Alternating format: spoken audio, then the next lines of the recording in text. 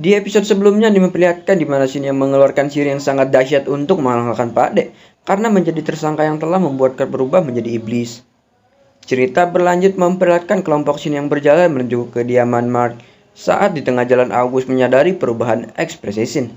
Ia bertanya kenapa wajah Shin murung, lalu Shin menjawab kemungkinan Pak De masih hidup karena terdapat lubang di kejadian, padahal Shin sudah menekan kekuatannya. Shin pun lanjut berkata kemungkinan ledakan yang terjadi ditimbulkan hanya untuk mengelabui. Singkat cerita, mereka pun sampai di tempat kediaman Mark. Mereka disambut oleh Mark dan juga Olivia. Semuanya pun berjalan masuk, tapi berbeda dengan Cecilin dan Maria. Mereka malah membawa Olivia pergi dari tempat ini. Di dalam mereka bertemu Harold. Ia adalah ayah dari Mark. Di saat Harold masih mengomel, August pun memperkenalkan diri kalau ia bernama August. Sontak Harold yang mendengarnya pun terkejut yang langsung berlutut. August juga memperkenalkan Shin. Awalnya Harold menanyakan siapa bocah ini. August lanjut berkata kalau Shin adalah cucu dari sang petapa agung. Harold yang mendengarnya kembali terkejut. Singkat cerita, Harold pun menanyakan senjata apa yang akan dibuatnya. Sedangkan di tempat lain, tepatnya di istana kekaisaran Bluesvia, terlihat dua orang yang sedang berdiskusi mengenai kerajaan Hillside. Itu adalah kerajaan yang dipimpin. Kita kembali ke kelompok Shin yang keluar dari kediaman Mark. Terlihat Olivia yang gugup karena habis diinterogasi. Kejam juga nih. Singkat cerita, mereka semua pun telah berada di dalam kelas. Terlihat di mana yang mengajar bukanlah Pak Ucup, melainkan Shin sendiri. Mula-mula Shin akan mengajarkan pengendalian energi sihir sebelum lanjut ke tahap yang lebih tinggi. Shin menyuruh mereka semua berkumpul. Ia juga menyuruh Maria memperlihatkan sihir pertahanan. Shin menyentuh pertahanan yang Maria keluarkan. Namun pada saat Shin menyentuhnya, terlihat tekstur pertahanan yang sangat lunak. Terbuat dari agar-agar kali ya. Lembek bener coy. Lalu Shin pun menyuruh Cecilin buat mengaktifkan sihir pertahanan yang ada di cincinnya. Ketika penghalang diaktifkan, semua orang yang hadir pun terkejut karena penghalang yang muncul terdapat dua lapis. Shin pun lanjut menjelaskan. Kita bergeser dulu ke Kekaisaran Bluesvia. Dugaan Shin tepat, terlihat Pak De yang masih hidup walaupun di sekujur badannya diperban karena luka tempo hari. Pak De sedang berbicara kepada bawahannya yang bernama Miria. Kita kembali lagi ke kelompok Shin yang muncul ke kediaman Marlinda Melinda menggunakan portal. Melinda menanyakan alasan Shin membawa mereka semua ke sini. Shin menjawab alasannya membawa mereka semua karena di depan gerbang sekolah sudah banyak orang-orang. Mereka juga menjelaskan kalau mereka berada di bawah bimbingan Shin. Singkat cerita, kita diperlihatkan Shin yang mengambil pedang pesanannya. Terlihat Shin yang akan mencoba fitur baru pedangnya yang dapat diganti bilahnya. Di tempat lain terlihat seseorang yang sedang berbicara kepada bawahannya. Ia adalah Kaisar Bluesvia yang bernama Herald. Nampaknya kekaisaran sedang berperang melawan kerajaan yang dipimpin. Terlihat juga kerajaan yang dipimpin mendominasi peperangan. Salah satu panglima mengatakan kalau sejak kemarin kelompok yang dipimpin Jis telah menghilang. Kaisar yang mendengarnya pun sangat marah. Nampaknya orang yang bernama Jis telah membelot dari sang kaisar. Pada saat yang bersamaan, salah satu prajurit masuk dan melaporkan kalau para iblis muncul di ibu kota. Sang kaisar yang mendengarnya pun kembali terkejut. Ia berkata mustahil. Lalu salah satu bawahannya menyarankan buat mereka semua kembali ke ibu kota. Kaisar yang mendengar tanpa pikir panjang langsung memerintahkan pasukannya kembali ke ibu kota. Cerita bergeser ke tempat markas kerajaan Hillside. Terlihat dua petinggi yang sedang berdiskusi mengenai ditariknya pasukan kekaisaran. Namun tiba-tiba salah satu prajurit melapor kalau pasukan barisan depan mereka dihadang oleh para iblis, sehingga raser mereka tidak dapat maju. Rapper yang mendengarnya pun terkejut. Ia bertanya-tanya mengenai apakah para iblis membantu kekaisaran. Sedangkan di tempat lain terlihat para monster yang menghancurkan kota dan menyerang warga dengan sangat brutal. Keadaan kota porak-poranda. Di sisi lain kota terlihat Pak De yang sudah pulih dari lukanya. Ia sedang berjalan bersama Miria yang nampak sudah di-upgrade. Bola matanya pun berubah menjadi merah. Kemungkinan Pak De sedang merencanakan sesuatu yang sangat edian.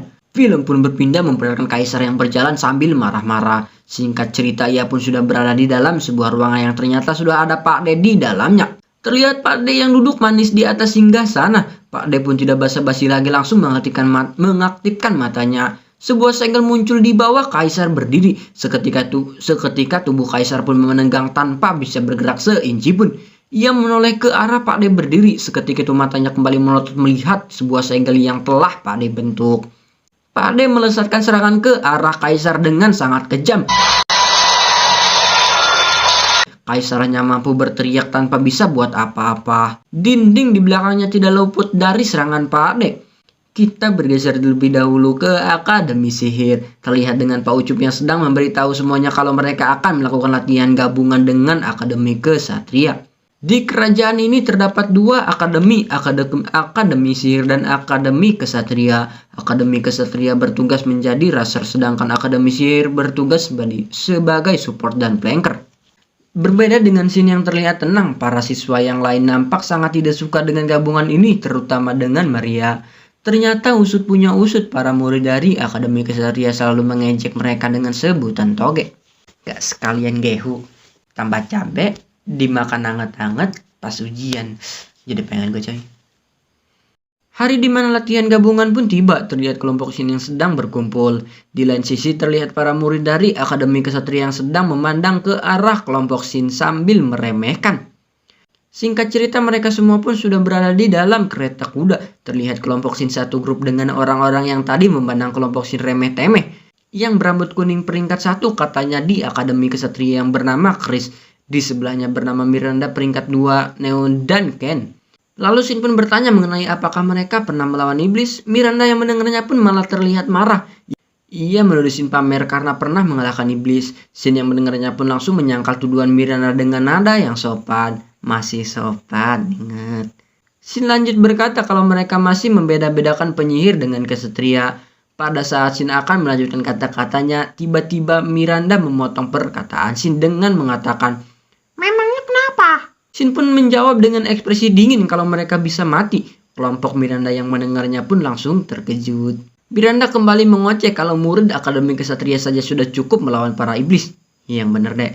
Akhirnya August pun ikut berbicara menyuruh Shin untuk jangan turun tangan melawan iblis, biarkan kelompok Miranda yang melawannya.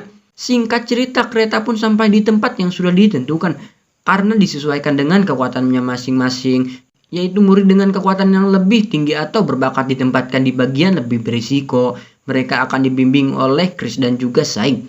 Keduanya adalah pengawal pribadinya di... Singkat cerita, mereka semua pun sudah memasuki hutan yang lebih dalam. Shin dan August sudah memberitahukan Saing untuk memberikan Akademi Kesatria saja yang menghadapi iblis, tanpa dibantu Akademi Sihir. Terlihat kelompok Miranda yang sangat waspada. Bukan lebih waspada sih, jatuhnya sedikit gemeteran coy. Lalu secara yang bersamaan Shin merasakan kehadiran satu ekor monster. Shin menoleh ke arah Saig yang mengerti pun langsung menginstruksikan para siswa Akademi Kesatria buat bersiap. Terlihat dari kejauhan sebuah babi yang berubah menjadi iblis muncul berlari ke arah mereka. Kelompok Miranda yang sudah dari tadi bersiap pun mulai menyerang bersama-sama. Namun monster tersebut dapat menghindari serangan dari Miranda dengan sangat cepat. Yang lainnya pun ikut menyerang, namun karena kelompok Miranda masih noob, dapat dihindari bahkan dikonter dengan sangat mudah. Monster tersebut kembali menyerang ke arah Chris. Beruntung Shin langsung bergegas. Sudah tentu kalau Shin yang turun tangan pasti selesai. Dengan satu-satunya Shin berhasil membuat monster tersebut pala pisah badan dan menghembuskan napas terakhir. Para murid Akademi Kesatria yang melihatnya sangat terkejut. Di sela-sela keterkejutan mereka, Chris berkata kalau murid kesatria sangatlah lemah, padahal ini adalah monster tingkat rendah. Makanya jangan bersikap sombong deh. Sisi Lin menghampiri kelompok Miranda yang sedikit terluka. Ia mengaktifkan sihir penyembuhan. Mereka yang melihat apa yang Sisi Lin lakukan hanya bisa bengong dengan muka yang memerah. Mata dek, mata, jaga mata. Di kejauhan Shin yang melihat tindakan mereka pun sangat marah. Setelah kejadian barusan, murid-murid Akademi Kesatria terutama kaum laki-laki sudah berubah sangat drastis. Menjadi sangat perhatian terutama sama ayang bebnya Shin. Awas ada yang ngamuk loh. Di saat semuanya ngobrol tipis-tipis, tiba-tiba saya berbicara kalau akan ada iblis yang datang ke arah mereka. Shin langsung mengaktifkan sihir pemindahnya. Ia sedikit terkejut dengan jumlah Shin langsung mengaktifkan sihir pemindahnya. Ia sedikit terkejut dengan jumlahnya yang sangat banyak. Tapi secara bersamaan terlihat ada dua orang yang berlari ke arah mereka sambil menyuruh kelompok Shin pergi. Saya menanyakan jumlah iblisnya. Salah satu dari mereka pun berkata, setidaknya ada 100 iblis. Semua yang mendengarnya pun terkejut. Tapi berbeda dengan Lord kita ini, ia nampak baik aja. Shin meminta menyerahkan masalah iblis ini kepadanya. Saya yang mendengar permintaan Shin pun mengiyakan. Chris yang berada di samping langsung menginstruksikan semua orang buat pergi bersembunyi di belakang Shin. Sedangkan di tempat lain terlihat para monster yang berlarian. Nampaknya para monster sedang berlari menghindari sesuatu. Kita kembali lagi ke tempat Shin. Terlihat Shin yang mengeluarkan segel dari kedua tangannya. Para monster sudah mulai mendekat ke arah Shin. Ternyata para monster sedang menghindar dari kejaran monster harimau yang termasuk monster tingkat tinggi. Sihir pun dilepaskan yang menghantam semua monster yang ada di jalur serangannya. Para murid kesatria pun cuma bisa melongo dengan kekuatan Shin. Asap menghilang yang menampilkan lubang yang panjang ribuan meter persegi. Nampak Shin sangat lega setelah mengeluarkan unak-unak yang tadi ia tahan. Tidak berselang lama, Sisilin pun menghampiri Shin dan bertanya keadaan Shin. Miranda pun menghampiri Shin bertujuan meminta maaf karena sudah bersikap kurang sopan. Tapi seketika itu film harus bersambung sampai di sini. Sampai jumpa di lain hari. Sekian dan terima kasih.